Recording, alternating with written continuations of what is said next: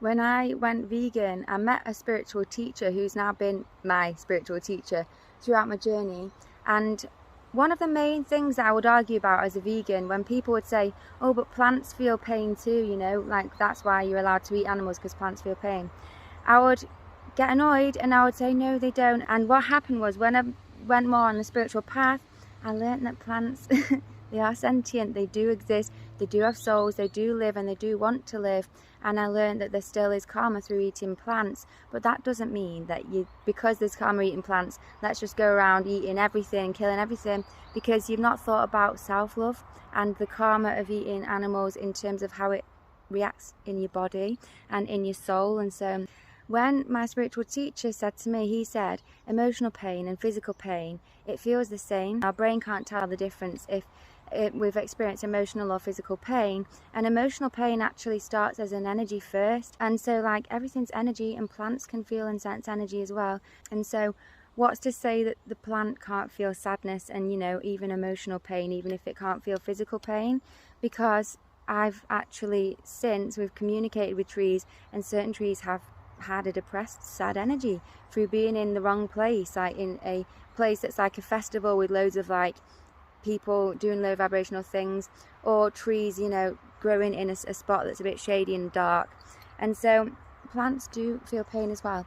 And when he told me this, I was like, why are you even admitting that? Like, you're meant to be vegan, why are you even like destroying one of the vegans' biggest arguments and saying that plants do feel pain?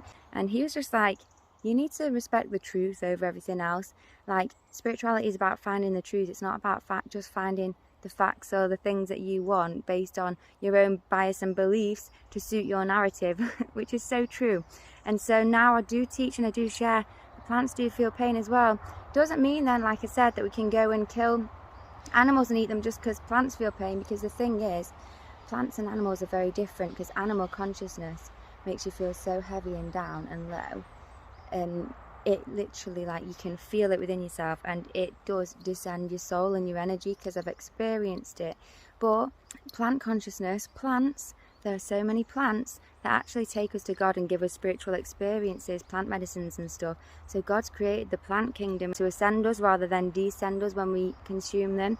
So the thing is, there's a lot of plants like root vegetables that don't want to die still, and that is like, when you pull out a root vegetable, you killed the whole plant.